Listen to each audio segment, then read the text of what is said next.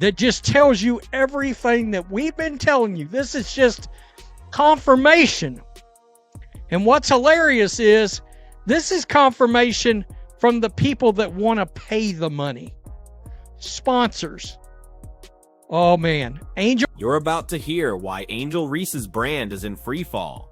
I warned you about this on the channel weeks ago. Instead of the massive endorsement deals everyone expected, my sources confirm brands are quietly exiting, and that blockbuster Reebok signature shoe deal slated for 2026. It's already on life support, just as I predicted. Here. I thought Angel Reese was a big deal. I thought she was a box office draw. According to her pretend friends in the mainstream media, Angel Reese is a huge star. This next clip exposes the embarrassing on-court reality behind Reese's brand troubles. Her layup struggles aren't just bad, they're legendary for all the wrong reasons. We're talking viral bloopers, putbacks missed multiple times, moments even seasoned commentators couldn't politely describe. As I've always said, raw performance is the foundation, and this is crumbling. It's done that incredibly well so far.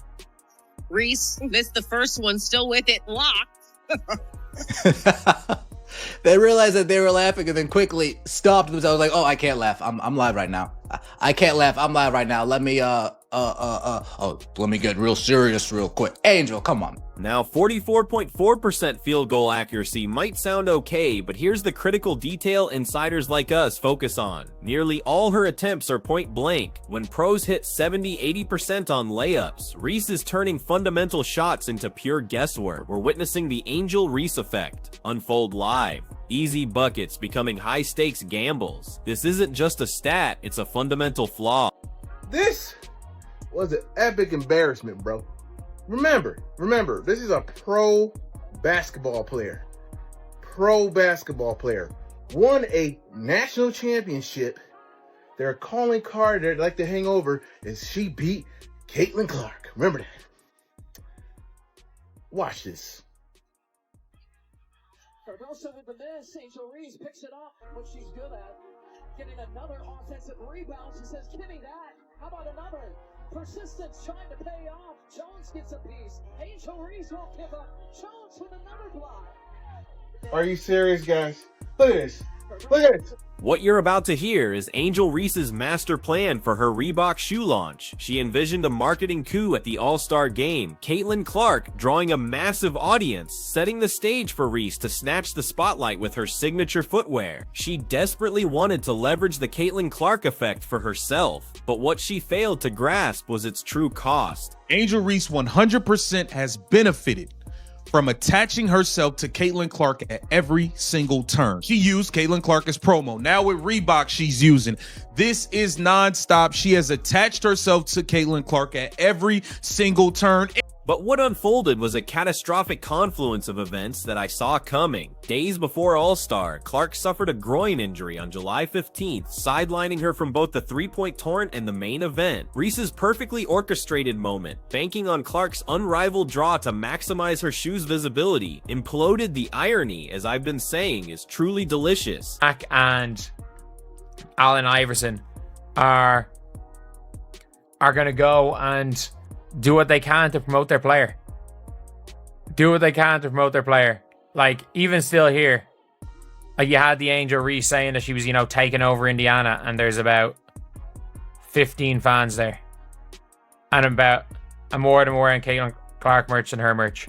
She pulls up with about 15 fans, and I'm like, take over, Angel, take over. This is her city now. And I'm like, and she's never won a game in Indiana. If you're finding this deep dive invaluable, hit that subscribe button now. The irony here, as regular viewers know I've been detailing, is beyond belief. Angel Reese, who tirelessly positioned herself as Clark's equal, found herself completely reliant on Clark's star power for her own moment. Without Clark, the All-Star Game viewership plummeted, turning Reese's meticulously planned shoe debut into a public flop. This proves what I've said all along. The rivalry was always one-sided. I mean, who's she talking about right there? Because Clark takes over every single trap she goes to. In fact, they gotta expand the trap so she can take over more real estate. Every single place she goes to. I mean, there is zero argument to possibly be made that she isn't the biggest attraction, the one that brings the most attention, whatever. It's not even worth talking about. The basketball gods, it seems, have a truly dark sense of humor.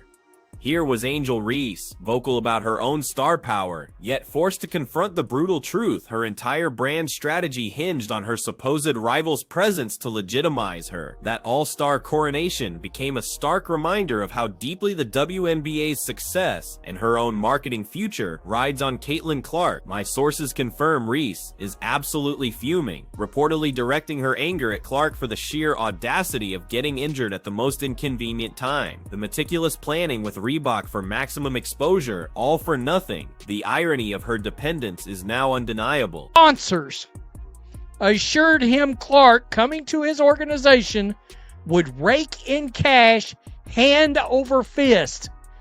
But, quote, they didn't tell us the same thing about Angel Reese. She's not the draw, folks. I mean, I don't know how else to say it. Quote, I don't know if we can make that same offer. Cube initially sent the offer Clark's way when she was an Iowa Hawkeye. But the misfortune didn't end there. Her own body decided to join the conspiracy against her carefully laid plans. A back injury has sidelined her for multiple games now, missing 4 of the Sky's last 5 contests. Described as day-to-day with no concrete timetable, Angel's been forced to watch from the sidelines as her Chicago Sky team continued their spectacular spiral downward.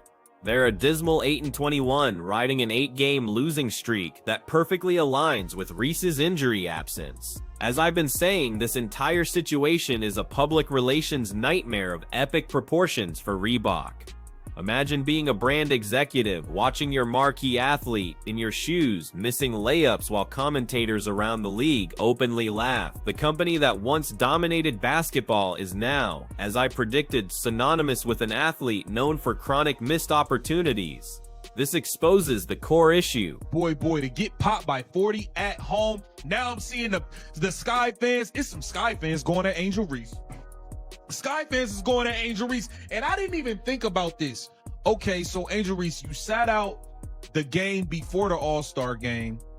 Then you played in the All-Star game. Then you played one game and said, okay, your back is hurting. Now you're not playing. I don't know. Look, the Sky fans is bringing it up, not me. They bringing it up. Look. Don't get mad at me. Reebok's basketball division, under Shaquille O'Neal's direction, made Angel Reese their marquee signing, aiming to position her as the face of their entire basketball revival. They invested massively in her brand, launching the Reebok by Angel collection, and meticulously planning a full signature shoe line around her personality and playing style. But as I've repeatedly emphasized on this channel, personality and style simply cannot overcome fundamental basketball incompetence, which is exactly what the world has been witnessing. That signature shoe announcement, which should have been a celebration, instead quickly became a definitive case study in how fast things can go disastrously wrong. The diamond dust colorway, meant to represent grit and glamour, now symbolizes Reebok's significant miscalculation and abysmal timing. Industry insiders I've spoken with are now profoundly questioning Reebok's entire investment. When your signature athlete generates more headlines for missing shots than making them, and her team exemplifies how not to play pro basketball, the return on investment collapses. This painful comparison to Caitlin Clark's meteoric trajectory only compounds the disaster for both Angel and Reebok. While Reese has been bricking shots and watching her team crumble, Clark has been breaking records and driving unprecedented viewership and revenue in women's basketball. Great ideas, wants to bring in talent to grow Reebok and like have people wear it again because no one does. So one of his genius decisions was this. Fucking signing her, Angel Reese. If you don't know who she is, she's the queen of like fish out of water going after a rebound that she shot herself and can get in the net ever. She reminds me of a 3-year-old shooting on those little kids' nets and throwing the ball and just completely missing the mark. The financial implications here, as I've been detailing, extend far beyond just the shoe deal. Angel's entire brand strategy was meticulously built around the concept of being basketball's next undisputed star, someone who could command attention and drive sales through sheer force of personality. But as I've always emphasized, personality without performance is just noise, and in professional sports, noise doesn't move merchandise or build long-term brands. The timing of her injuries couldn't have been worse for maintaining momentum. Just as the WNBA was gaining unprecedented attention and viewership, Angel found herself relegated to street clothes and sideline observations. Her absence during the Sky's catastrophic losing streak has only highlighted how much the team struggles without her presence, but it has also exposed the fundamental limitations of building a brand around someone whose on-court production remains consistently inconsistent. For Angel personally, this series of events represents a perfect storm of unparalleled frustration. She had explicitly positioned herself as Clark's equal, someone capable of generating similar levels of excitement and commercial interest. The All-Star Game was meticulously planned as her ultimate proof point, the moment where she could showcase her marketability on the biggest stage. Instead, she was left holding a perfectly planned marketing campaign with absolutely no stage to perform it on. The optics are devastating. Fever have whooped the Sky basically every time they've played them. And did everybody forget about Barbie Night last year, where Clark and the Fever went in there and she was signing pink towels and stuff?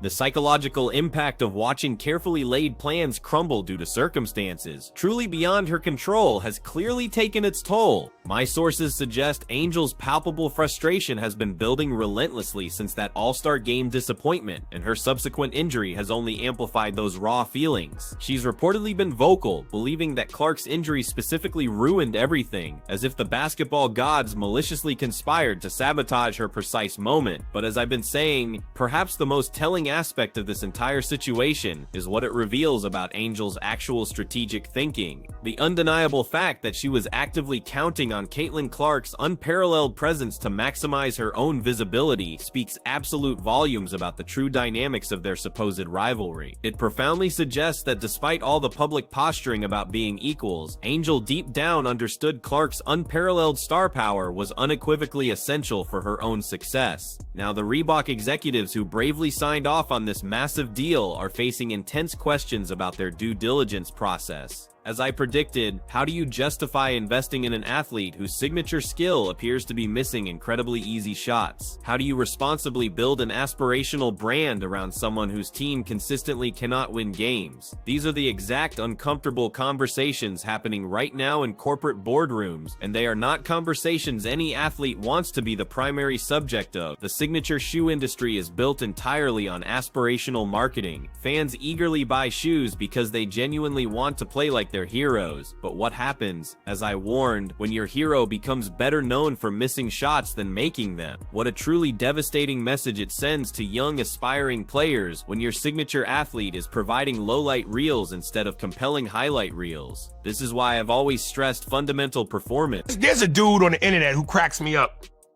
I'm on TikTok. He's put together a load of Angel Reese clips, and it'll say Angel Reese part 36. And it goes, Angel Reese going up for another layup. She misses, bang! And I mean, dude, it's the funniest. And my whole thing is this, dude. She just seems as uncoordinated as a baby giraffe. As I've been warning for months, Angel's situation has become the ultimate cautionary tale. Performance must back up personality. In this era of social media brand building, it's dangerously easy to forget the core truth. You still have to be exceptional at your sport. All the podcasts, fashion moments, and clever marketing in the world can't mask missing layups on national TV. The Sky's continued struggles without her also raise critical questions about her actual impact on team success. While she compiles individual stats, the team's dismal record proves that personal numbers don't always translate to winning. For any brand trying to position her as a winner and a leader, these team results create a narrative problem that is, frankly, almost impossible to overcome. This is the truth nobody else will tell you. Bad that when Caitlin Clark and her were supposed to face off against each other the other week, the ticket sales went down from $100 to like $5 because Caitlin Clark got injured. She had a quad injury, so she wasn't playing. So guess what? No one wanted to go watch. And if you don't know Caitlin Clark, she's pretty much the GOAT of the WNBA and is the reason why people are watching. No one watches you, Angel Reese. No one watches you. The only thing that I enjoy watching is all the clips on TikTok of you just countlessly just missing every shot that you take. The broader implications for women's basketball are also profoundly significant. While the sport enjoys unprecedented growth driven by compelling personalities and improved play quality, highly visible struggles from marquee players like Reese can severely damage that progress, potentially reinforcing negative stereotypes the WNBA fights tirelessly to overcome. For Reebok, the path forward is now incredibly unclear. Do they double down on their investment, hoping Angel can overcome these struggles and fulfill her potential?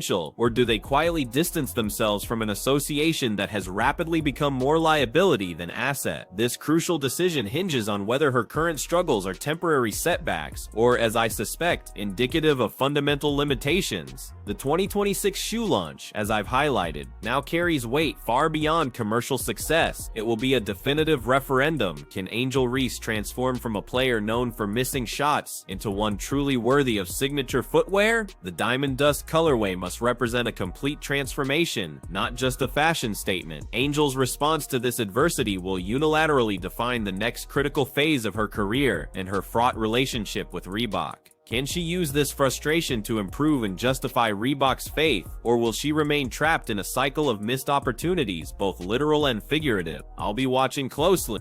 You know, in the past, when I said things like Angel Reese is not a good basketball player,